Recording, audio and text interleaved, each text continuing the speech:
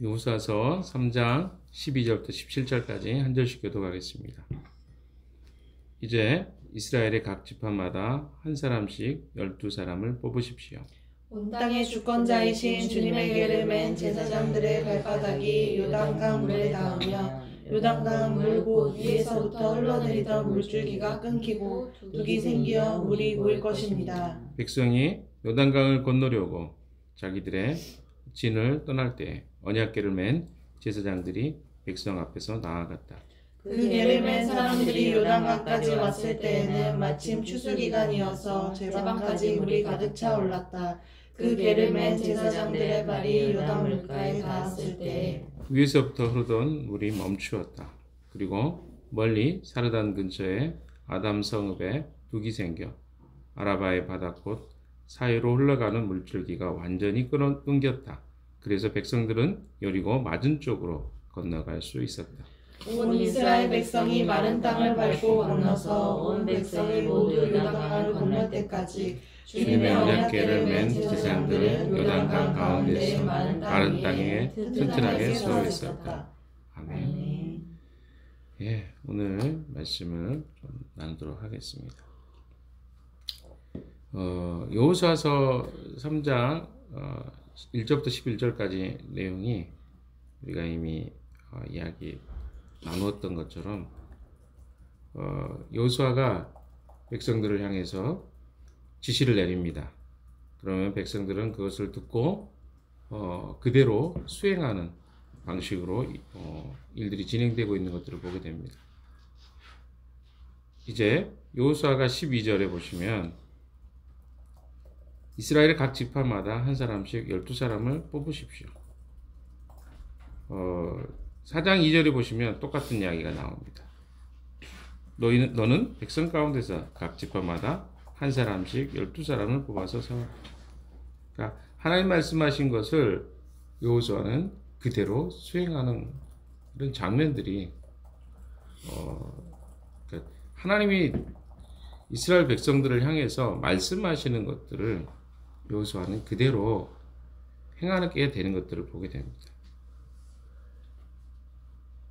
우리가 하나님의 백성들로 이 땅에 살아갈 때 잘 기억해야 될 것들은 하나님 말씀하신 것들대로 사는 것들입니다. 우리가 기도하는 상당히 많은 부분들은 때때로 우리가 원하는 것들, 내가 이루고 싶은 것들, 이런 것들을 사실 주님께 구합니다. 그러나 성경에 우리가 이제 공부를 쭉쭉 해가면서 알게 되는 것들은 우리가 원하는 것들을 주님이 이루어 주시는 분이 아니라 하나님의 뜻대로 구하는 것들을 하나님이 이루시는 분인 것들을 우리는 보게 됩니다. 주기도문에도 그런 내용이 나오죠. 하나님의 뜻을 우리가 이루는 사람들이지 우리가 원하는 것을 하나님이 이루시는 그런 분이 아니라는 것들을 신앙이 깊어지면 깊어질수록 깨닫게 되는 것들을 보게 됩니다. 그래서 사실은 성경에 우리가 원하는 것을 하나님이 이루시겠다고 이렇게 말하는 내용이 없어요. 대부분의 기도의 응답들은 하나님이 뜻하시는 것들을 우리가 구할 때 주님이 이루시겠다.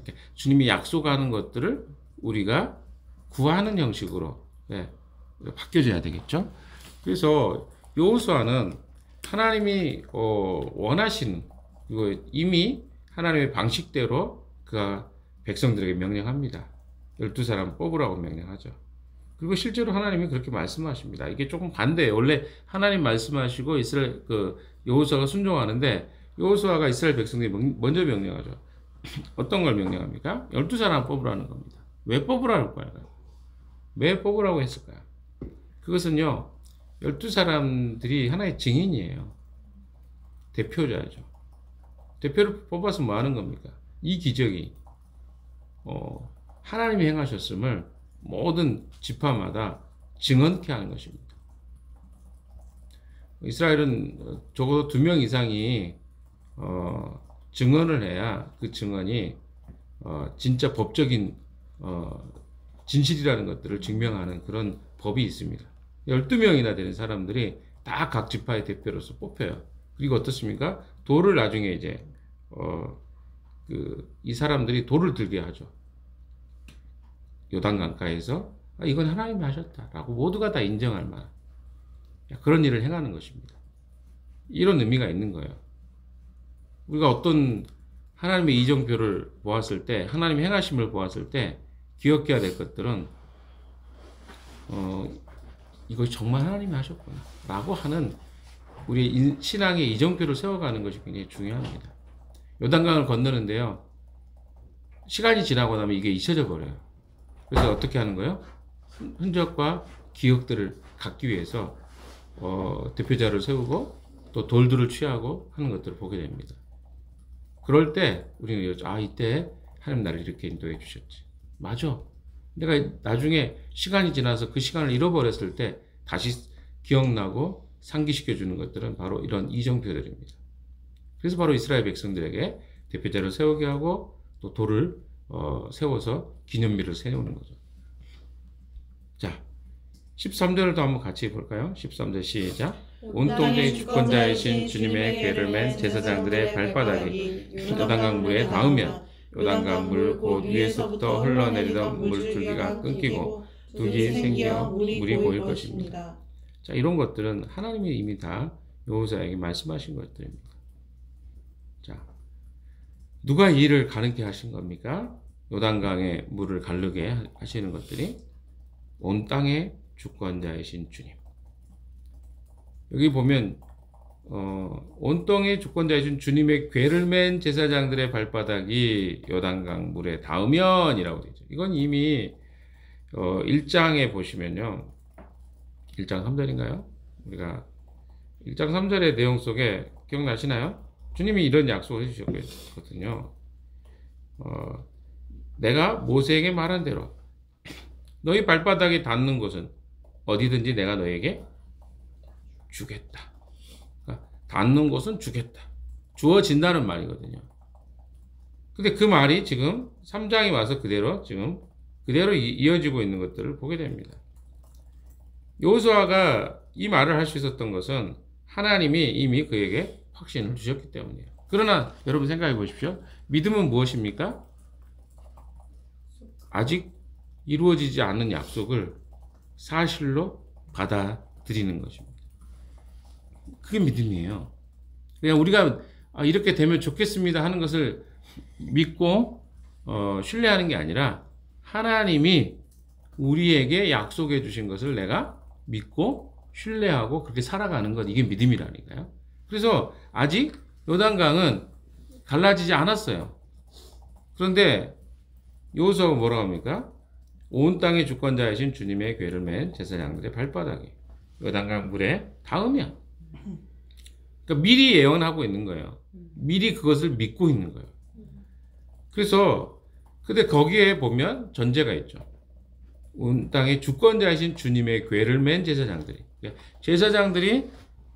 제사장들의 발바닥이 요단강 물에 닿으면이라는 조건이 나오는데, 자 봅시다. 그러면 온 땅의 주권자이신 주님이죠. 그럼 궤가 뭡니까?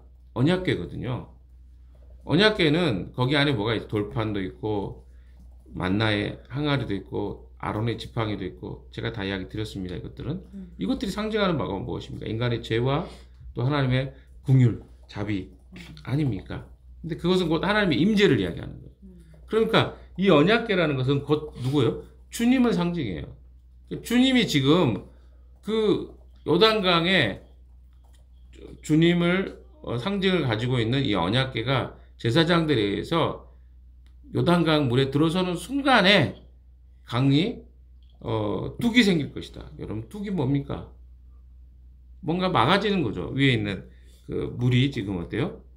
막혀서 더 이상 물이 흐르지 않는 걸 이야기합니다. 그러니까 뭡니까? 이 현상들이 일어나는 것들이 다 하나님이 행하시는, 온 땅의 주권자이신 하나님이 행하는 일이라는 거죠. 이게 믿음이에요. 이걸 믿는 게 믿음이에요. 이게 구약에만 믿는 게 아니라 신약인 오늘 우리 시대에도 우리는 뭘 믿어야 되냐면 하나님이 이런 일을 행하실 수 있다. 근데 이건 뭐 나를 위해서 어떤 내가 뭐 즐겁고 행복하기 위해서 행하는 그런 어떤 차원의 일들이 아니라 구원이라니까요. 구원을 이루시는 것을 지금 주님이 하시는 거예요. 이것은 홍해 사건이 기억나잖아요. 홍해에서 어떤 일이 있었습니까? 흐르던 물이 양쪽으로 기둥이 되어버리잖아요. 그래서 뭐 모세 영화로 보거나 만화로 보면 그 나오죠. 동물들이 거기 옆에 예. 물고기나 뭐 이런 것들이 막 옆에 있고 막 이런 걸 보이잖아요. 이게 뭐예요? 하나님이 완전히 하신 거예요.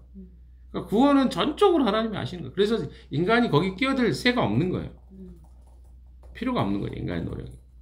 그러니까 우리가 거기에 필요가 없어요. 그 부분에서. 그래서 철저하게 어때요? 2000보를 뭐죠? 뒤에 사람들 서게 합니다. 왜? 구원은 그런 것들이기 때문에 그렇습니다. 자, 14절 한번 읽어볼까요? 시작. 백성이 요단강을 건너려고 자기들의 진을 떠날 때 언약궤를 맨 제사장들이 백성 앞에서 나아갔다. 그러니까 지금 13절까지 뭐예요? 여호수아가 어떤 이야기를 선언한 거예요. 야, 이게 믿음이라고 그랬습니다. 믿음은 그 다음에 뭐예요? 그냥 선언만 하는 게 아니에요. 실제로 그 일을 행하는 것입니다. 믿고 행하는 거죠. 자, 그래서 14절은 여호수아가 말한 대로 백성들이 어때요? 요단강을 건너려고 자기의 진을 떠날 때 언약궤를 맨 제사장들이 백성 앞에 나가서 이건 뭡니까? 제가 세 가지 이야기를 했었죠. 하나님 말씀하십니다. 여호수아가 그것을 백성들에게 이야기합니다. 백성들은 그것을 그대로 순종합니다. 이게 바로 믿음의 삶이에요. 하나님 말씀하신 것을 하나님의 말씀을 통해서 전수받고. 근데 지금 시대는 사실 여러분이 그걸 들으면 돼요. 뭐 꼭 목사님이나 사역자들 통해서 듣는 게 아니라 하나님의 말씀을 직접 들을 수 있잖아요. 과거의 구약 시대는 그걸 못했지만. 그래서 그것을 어떻게 해요? 그대로 행하는 것입니다. 그러니까 굉장히 중요한 게 뭐냐면 우리가 하나님의 말씀을 먼저 믿는 거예요. 사실로 받아들이고 어떻게 하는 거죠? 실제 삶에서 그대로 행하는 거예요. 근데 이게 우리 안에 지금 어려움이죠. 말씀을 듣는데 듣는 사실을 믿음으로 행할 준비가 안 돼 있고 그냥 그것을 관념적으로만 이해하는데 우리의 문제가 있습니다. 여러분 관념적인 내용이 아니에요. 성경은 사실을 행하라고 우리에게 주신 것들입니다. 그러면 우리에게 다 각자 홍해와 같은 일들이 있고 요단과 같은 것들이 있어요. 우리에게 두렵게 하고 우리를 염려케 하고 그런데 우리가 그런 일들을 직면할 때 자꾸 어떻게 합니까? 못하겠다, 힘들다, 어렵다 이렇게만 생각하죠. 그런 마음 들 수 있어요. 인간이니까. 그러나 우리가 바라봐야 될 것들은 그때마다 누구를 바라봐야 돼요? 우리 온 땅의 주인이신 주님 앞에 나아가는 거죠. 근데 이 기도, 주님 앞에 나아가는 것 자체가 우리에게 너무 어렵기 때문에 우리에게 주어진 일들이 전부 두렵고 무섭고 불가능한 일들만 보이는 것이죠. 여러분, 우리는 어렵습니다. 우리는 못해요. 그래서 우리가 조그마한 일만 닥쳐도 버거워지면 우리는 멈춰버리고 싶어요. 그러나 그리스도인들은 우리가 행하는 일들이 정말 해야 되는 일들이라면 하나님이 주신 힘으로 또 하나님의 약속에 근거해서 그 일을 하는 것입니다. 그리고 혼자 하기 어렵기 때문에 자꾸 누굴 붙여주세요? 동역자들 붙여주세요. 지금 이스라엘 백성들이 함께 그 길을 가니까 가죠. 거기에는 믿음이 좋은 사람도 있고 믿음이 연약한 자도 있었겠죠. 그러나 여기 어느 곳에 거기에 저거 왜 해야 돼? 이런 거 없잖아요. 그러니까 그것에 대해서 모두가 함께 공동체적으로 그 수행하고 있는 것들을 보게 됩니다. 공동체가 가지고 있는 힘이 그거예요. 믿음이 연약한 사람도 거기에 편승해 있으면 마치 자연스럽게 흘러갑니다. 자, 15절에 보시면 말하고 있는 것처럼 요단강까지 왔습니다. 근데 제사장들이 왔어요. 2000보 뒤에 백성들이 따르겠죠. 추수 기간이어서 제방까지 물이 가득 차 올랐습니다. 그 궤를 맨 제사장들의 발이 요단 물가에 닿았을 때 약속한 대로죠. 어떤 일이 생깁니까? 16절 같이 읽어봅시다. 시작. 위에서부터 흐르는 물이 멈추었다. 그리고 멀리 사르단 근처의 아담 성읍의 뜻이 생겨 아라바의 바다 그 사이로 흘러가는 물줄기가 완전히 끊겼다. 그래서 백성들은 여리고 맞은 쪽으로 건너갈 수 있었다. 자, 하필이면 요단강이 그 가까이 왔을 때 봄철이었던 것 같아요. 추수 기간이죠. 우리하고 조금 다르기 때문에. 그래서 추수 기간이어서 제방에 물이 가득 차 올랐습니다. 그런데 그 괴를 맨 제사장들이 발이 요단 물가에 닿았습니다. 그러니까 어떤 일이 생깁니까? 위에서부터 흐르던 물이 멈추었다. 이거 자 보십시오. 물이 멈추었다는 이 표현이 여러 번 나와요. 13절에 나오잖아요. 요단강에 제사장들의 발바닥 요단강 물에 닿으면 요단강 물 곧 위에서부터 흘러내리던 물줄기가 끊기고 독이 생겨 물이 고일 것입니다. 둑이 생겨 물이 고일 것입니다. 그러니까 끊어지고 둑이 생길 것이다. 그리고 지금 오늘 16절에도 위에서부터 흐르던 물이 멈추었다. 그러니까 굉장히 이걸 강조하고 있어요. 그러니까 이거 무슨 일인 거예요? 그러니까 하나님이 행하신 일이에요. 그러니까 하나님이 행하신 일들에 대해서 실제적으로 그런 일이 발생했다는 것들 여러 가지 그 다양한 표현을 통해서 강조해주고 있는 것입니다. 그리고 실제로 그것이 드러나게 된 것입니다. 하나님이 주권자이시기 때문에 이것은 가능한 일이죠. 끊어지고 물들이 일어나고 막 이런 표현들이 나오잖아요. 물줄기가 완전히 끊어졌다. 그리고 백성들은 여리고 맞은편으로 건너갈 수 있었다. 17절 한번 봅시다. 17절 시작. 이스라엘 백성이 많은 땅을 밟고 건너서 온 백성이 모두 요단강을 건널 때까지 주님의 언약궤를 맨 제사장들은 요단강 가운데 마른 땅 위에 튼튼하게 서 있었다. 자, 여기서도 마른 땅이라는 표현이 나오죠. 예전에 출애굽기도 보시면 출애굽기 14장인가요? 뭐 출애굽하는 장면이 나오는데 출애굽할 때도 어때요? 그 남풍이 불잖아요. 남풍이 따뜻한 바람입니다. 그래서 어떻게 해요? 200만 명의 이스라엘 백성들이 건너는 것을 이 남풍이 불어서 땅을 마르게 하잖아요. 우리가 보통 뭐 진흙벌이잖아요. 물이 사라지고 나면 거기에 뭐 뻘이 돼가지고 사람들이 지나가기 어려울 수 있는데 하나님의 그 역사가 뭐냐면 남풍을 불어서 말리는 거예요. 뭐 헤어드라이 같이. 오늘도 아침에 헤어드라이 하셨잖아요. 물길이 많은 거예요. 하나님 그거 말리시는 거예요. 왜? 이스라엘 백성이 지나가기 쉽게. 여기도 지금 마른 땅을 건넌다고 자꾸 이야기하잖아요. 이게 뭐예요? 하나님이 그런 일들을 행하신 거예요. 그래서 어때요? 이스라엘 백성들이 건너가기 쉽게. 이거 다 구원이에요. 그러니까 구원이라는 것은 우리가 이제 구원은 우리 힘으로 하면 구원이 불가능해요. 근데 하나님은 어때요? 우리가 건너갈 수 있게 막 다 만들어 놓고 우리가 거기 지나가면 되는 거예요. 그게 바로 구원이에요. 예수를 믿는다는 것도 마찬가지 아닙니까? 예수가 다 어때요? 구원의 길을 열어 두셨어요. 부활도 하셨고 죽기도 하셨고 부활도 하셨고. 그럼 우리는 그걸 믿기만 하면 되는데 이거 우리에게 아주 쉬운 일이에요. 그런데 어때요? 그걸 믿지 않는 거죠. 하나님을 하나님의 영이 없는 사람은 그걸 믿을 수가 없는 거예요. 믿어지지가 않는 거예요. 그러니까 엉뚱한 소리 하는 거예요. 세상에 사람들이 뭐 유튜브에다가 뭐 믿을 수 없는 이유, 수많은 이유를 이야기할 수 있습니다.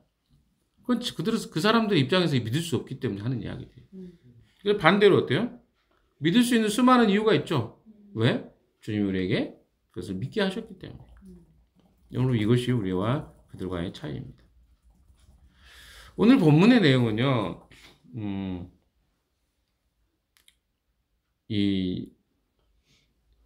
여호수아서 전체의 가장 클라이막스입니다. 그러니까 자 보세요.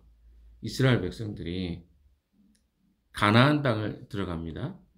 근데 그 가나안 땅에 하나님이 주시는 땅이에요. 그럼 어때요? 이 언약궤가 앞에 서서 전진합니다. 전투를 진행합니다. 다 앞으로 그렇게 될 것들이에요. 그러면 구원은 누가 하는 것입니까? 하나님이 행하시는 것입니다. 하나님이 앞서서 행하시는 것입니다. 그러니까 3장 4장은 클라이막스예요. 여호수아 전체. 그러니까 이 3장 4장이 결국은 여호수아서의 이 뭐랄까요? 가장 핵심적인 내용이라고 보는 것입니다. 하나님이 이 땅을 약속하셨고 그 땅을 이스라엘 백성이 얻게 하신 것이죠. 그 상징적인 사건으로 요단강을 건너는 사건. 이 이야기 나오는 것이죠. 여러분 기억하십시오. 그리스도인의 삶은 무엇이라고요? 하나님이 주인 돼서 하나님이 우리를 통해 주님의 일을 행하시는 것. 그래서 우리 안에 예수 그리스도의 영이신 그분이 우리를 통해서 주님의 일을 행하게 하는 것. 이게 바로 하나님의 일입니다. 그리스도인의 삶이에요. 가장 중요한 건 뭘까요? 내 삶 가운데 주님이 주인 되시도록, 온 땅의 주인이신 주님이 주인 되어 일하실 수 있도록 우리 자꾸 맡겨드리는 삶. 이게 바로 우리가 기억해야 될 삶의 중요한 태도입니다. 만약에 우리가 이걸 하지 않으면 어떤 일이 일어날까요? 그냥 우리가 마치 이 세상의 주인인 것처럼 행세하고 사는 거죠. 그러니까 나중심주의가 되는 거죠. 하나님도 내 마음대로 부리고 또 하나님의 말씀을 듣는 게 아니라 내가 원하는 거 하나님이 이루어 주셔야 되고 완전히 거꾸로 되는 거죠. 그러니까 이런 하나님의 기적과 일들이 우리 앞에 이렇게 선언되고 있는 걸 보면 우리는 어떤 존재인가를 기억하게 됩니다. 인식하게 되죠. 그리고 거기에서 계속해서 뭘 찾게 될까요? 하나님을 찾을 수밖에 없습니다. 그래서 우리가 하나님이라 한다고 하면서 하나님을 찾지도 않고 하나님 말씀을 믿지도 않고 순종하지도 않는다면 그럼 이게 뭡니까? 그리스도인의 삶이 아니라는 거죠. 우리가 오늘도 하루 속에서 하나님이 일하실 수 있도록 우리의 시간을 내어 드리는 거예요. 제가 어제도 이야기 드렸습니다만 텐텐텐도 해야 되고요. 왜? 하나님의 일을 하실 수 있도록 우리 시간을 드려야 돼요. 근데 우리는 우리 시간을 너무 안 드려요. 주님, 맨날 며칠 전에 이야기하셨던 거 제가 기억하고요. 그냥 알아서 할게요, 주님. 10? 시간 없어요, 주님. 제가 지금 점심에 지금 사람들하고 이야기해야 되거든요. 나중에 만날게요. 저녁 피곤해서 좀 못 만나겠어요, 주님. 이게 우리의 모습이라는 거죠. 근데 여러분 이번 주부터 좀 해봅시다.